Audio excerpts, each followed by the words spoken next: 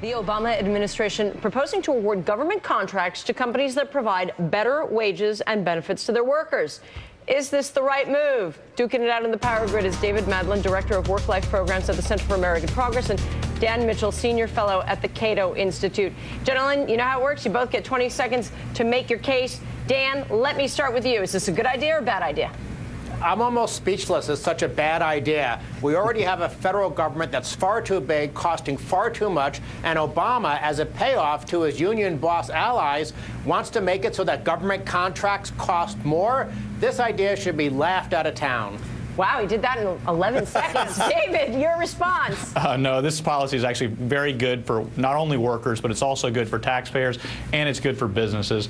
Now, the state of Maryland did something similar, and they found that the number of companies that bid for their contracts increased by 30%, meaning more businesses wanted to do business with the government. They had greater competition. So this is actually quite a good policy. It's not only good for workers, but as I said, taxpayers also benefit. Why would this lead to more companies bidding for a contract? Two reasons. There's a lot of companies right now that don't necessarily want to bid on government contracts because they'll pay their workers good wages, but they don't want to go in what they see as sort of a race to the bottom. So you get the high road companies into the government contracting system, and that can be a very good value. That's a good value for the government, because just as right now you would not want to go out and buy the cheapest car and say go buy a Yugo. In fact, you would want to shop for whatever is the best value, and this is a way of ensuring the government gets the best value for its money. Dan? But what about getting value for taxpayers? Of course more companies are bidding. If the government is holding up a giant sign saying, we want to waste money and we want to overpay, heck, I'm going to start bidding for some of these government contracts. Let's look at what union problems have done. They're bankrupting states like California and Illinois. They're bankrupting countries like Greece. This Obama proposal is like taking America and putting it on an express train to becoming a bankrupt European welfare state. Let's stick up for taxpayers for once.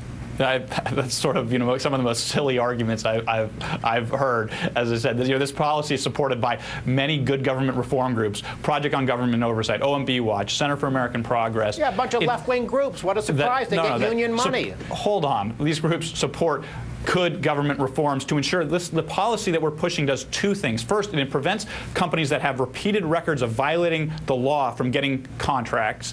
Again, you think that's any common sense? You could do that easily without saying pay them more money. I mean, if they're violating laws, you shouldn't get the contract regardless. Exactly, but right now you do. So that's the first piece of the proposal. Okay, but how does this solve that?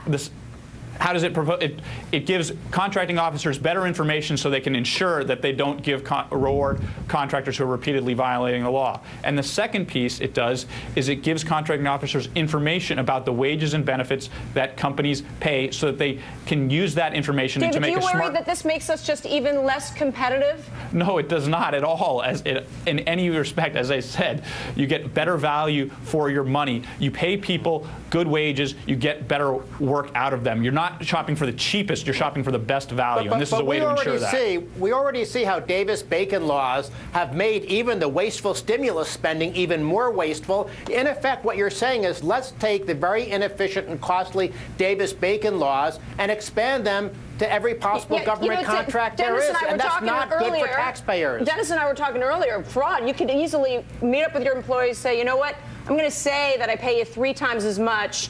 You're going to give me a little bit of a kickback. We're going to do a little deal later, and then that way we'll get the contract, right? I mean, fraud. Well, presumably you'd be kicked out of the system. I mean, as I said, the first piece here was if you are a repeat violator, you shouldn't get contracts. And because the government would be very good at finding those violators. They always are. Thank you, Dan and David. It was good to see you.